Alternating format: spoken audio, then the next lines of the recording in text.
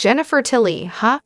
Most people would probably agree she's got a very distinct personality. Eccentric, playful, a little extra. Basically, she's a walking, talking charisma machine that makes an impression. But here's the thing. What if she weren't rich and famous? What if she wasn't the Jennifer Tilly we know and love? My guess is some folks might look at her quirks and label her as weird or odd instead of charming. And yeah, that's probably true for a few people, but I bet they're not the majority. At least I hope they're not. Honestly, who knows? This is just a classic example of how society loves to celebrate eccentric behavior in celebrities. But when everyday people act outside the box, suddenly it's a problem. Fame and wealth can create a protective bubble where people can be extra without the judgment that comes with being ordinary. But let's be real, being quirky or expressive doesn't automatically mean someone's got a social issue. Some people are just born with that flair, and it's cool. What do you think, my sparkling devotees? I'm dying to hear your take. Oh, and the Watch What Crappens guys made a great point in an old episode.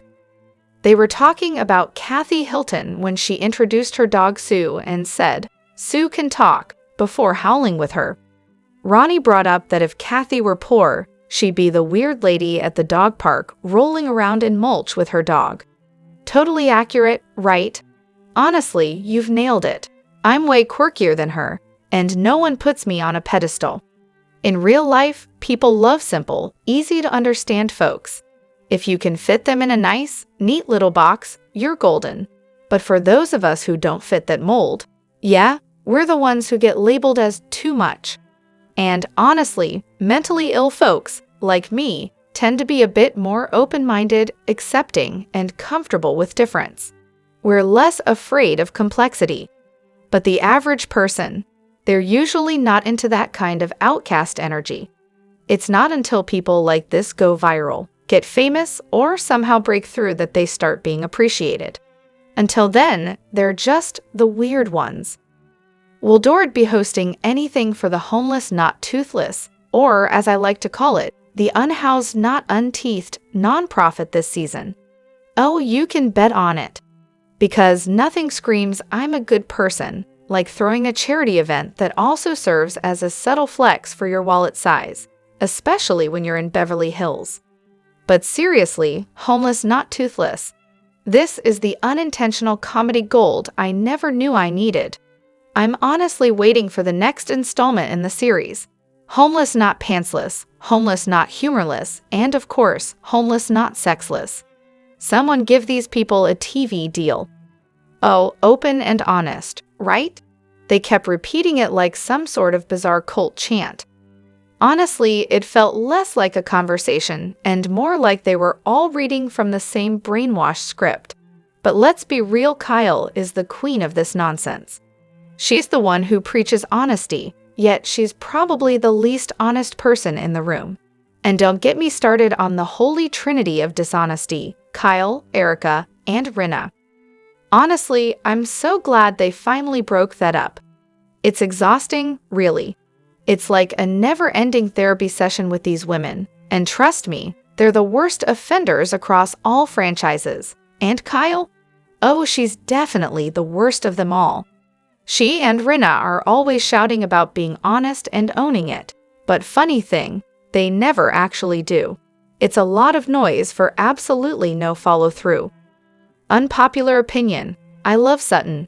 Yes, I know, brace yourselves. I'm about to drop a controversial bombshell here. I actually like Sutton. Shocking, right? Now, don't get me wrong, she's not perfect, at all. But who is? Literally no one, except maybe a robot. But deep down, I believe she's a good person, and I genuinely enjoy watching her. Did you check the sub? I mean, how is this even an unpopular opinion? I love her too. She's not fake or manipulative. What you see is what you get with Sutton. She's the most genuine one in the group, honestly. Maybe even more than Garcelle, gasp. Honestly, I think this might be one of the most popular opinions out there. I mean, try criticizing her on this sub and see what happens. People will come for you like it's a blood sport. I made the mistake of saying I didn't like her wallet comment in another post, and wow, I got absolutely roasted. But here's the thing, I like her about half the time, and the other half, well, not so much. And I think that's what makes the best housewives, those who can totally play the hero and the villain. But of course, the second Sutton steps into her villain era, people lose their minds, acting like it's the worst thing ever. Personally, I think Sutton's just doing her job. She gets the assignment, people. It would be so boring if she just took everyone's side all the time. Plus, let's be real, she's been stuck with some seriously polarizing characters. Kyle, Dorit, Erika, Rinna, Teddy, and Mary. The list is endless, so it's not hard to naturally root for Sutton when she's going toe-to-toe with those ladies. I enjoy watching her, flaws and all. And yeah, sometimes she can be a bit of a jerk. But hey, that's good housewifery. It's not a diss, it's what keeps us watching. And let's not kid ourselves, Sutton's not exactly unpopular. She's been getting favorable treatment from both the fans and producers for the last few seasons. Sure, she's been a little harsh and judgmental towards the other women, especially when they were going through divorces and lawsuits. But hey, that's where the drama comes from, right? And now, the truth is finally starting to hit the fan, and people are starting to notice. So, I'm watching season 11 for the first time, and I just hit the part where Kathy throws this epic girls trip. It's right after the iconic exchange between Sutton and Erika, where Sutton calls Erika a liar, which, let's be honest, was probably the understatement of the year. Erika's not happy about that, and it's clear she's not going to let it slide. I mean, it's etched into her soul that Sutton called her out. Then, as if things weren't spicy enough, an article comes out revealing Tom's under conservatorship. And suddenly, Erika does a complete 180 towards Sutton. Like, she goes from zero to sugarcoating in seconds. She starts off with a compliment about Sutton paying the rent. Okay? And I honestly thought she was hammered, especially when she straight up said in her confessional that she had no intention of forgiving Sutton, right after the compliment. Girl, what? Fast forward a bit, and now Erika's chatting with Kyle, claiming she has nothing left after everything with Tom's lawsuit. Then, in a confessional, Sutton mentions she offered Erika a loan, didn't see that coming. And boom, cut to Erika walking onto a boat, sober and straight up apologizing to Sutton. She swore on her life we'd never hear that apology, so, naturally, here we are. Look, I'm all for Erika, and I have love for her, but let's be real. She's clearly trying to make nice with Sutton because, surprise, surprise, there's a loan possibility in the mix. Was this all edited in a way that made it seem like this sudden shift? Did anyone else catch this massive 180? Because I did, and it sure feels like production was in on this. Someone else brought up that they thought it was just the booze and pills making Erika flip-flop like that, and I totally get that. She's always bouncing between hot and cold with Sutton, so maybe that's just Erika. But I gotta admit, the more I think about it, the more I wonder if there's some producer manipulation here. They definitely have a way of framing these things to make everything seem extra dramatic. And I totally agree with the take that Sutton was spot on about Tom giving Erika the heads up to leave him before everything went down. I don't think she was in the loop with his shady business dealings, but I do believe she wasn't completely honest about what she knew. The whole back and forth with her reactions, though, it screams that Sutton threatened her a little bit, whether she meant to or not. So, what do y'all think? Was this a production setup, or did Erika just hit the I'm sorry button because Sutton was the lifeline she needed? Comparing wallets is gross, full stop. I keep seeing people say Dorit asked for it, but honestly, who cares? No matter who you are or how much you have, what Sutton said was disgusting. And the fact that she doubled down and was actually happy about saying it. Insane. Pour it? Seriously, gross. Look, I'm not some Dorit stan. Honestly, I don't care about her one way or the other. But if any housewife had said that, I'd still be calling it out. It's just nasty. This is classic Housewives behavior, though. They've always thrown shade over money. Fans do it too. Remember how much everyone used to shade Garcelle about her house on RHOBH. And Nene gave us the not a white refrigerator moment, which we all loved. And that's just the tip of the iceberg. So, I'm not buying this Sutton pearl clutching. There's been way worse said and done on this show. I kinda get why people are upset, though. Dorit is so obsessed with her brand image that she probably knew this would get under her skin. But honestly, both of them are just sinking lower and lower at this point. If someone implied I was an alcoholic on a worldwide platform, constantly jabbed at me for years and body shamed me, I'd hit where it hurts too. And guess what? Money is the one thing Dorit actually cares about. In the real world, sure, bragging about your wealth is tacky and classless. But this is a reality show. Sutton said what we were all thinking. Let's be real. This whole financial thing has been left untouched in reunions for far too long. She didn't come out and ask, "What's going on with your financial situation?" like Camille would.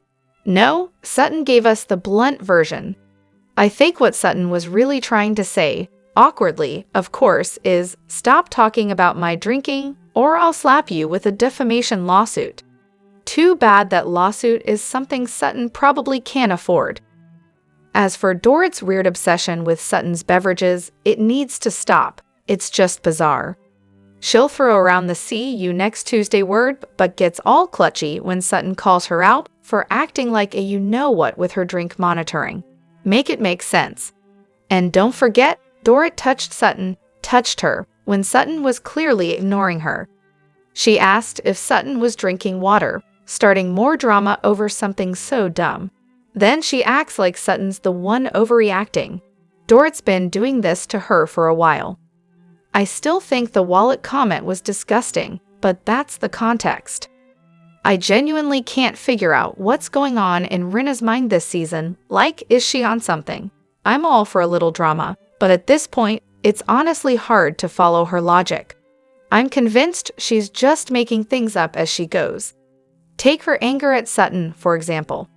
The footage clearly shows that Lisa flat out lied about Sutton buying tickets.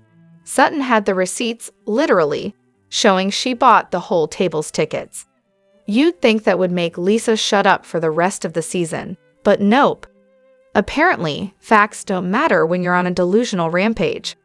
I'm also watching that scene at the charity event, where Lisa is screaming at Sutton again. I mean, Sutton has proof she texted Harry an apology, although I'm still not sure what exactly she's apologizing for. Is it for WWHL? But Lisa just keeps lying. Like, how do you even deal with someone who's this delusional? Honestly, I'm at a loss. Did she hit a new level of delusion where she thinks she can just make up her own version of reality? Are any of her logic jumps making sense to anyone? And don't even get me started on Kyle. Seriously, is she allergic to just being straightforward? Instead of owning it, she keeps throwing these passive-aggressive jabs at Sutton and then acting like she's totally innocent. It's honestly pathetic.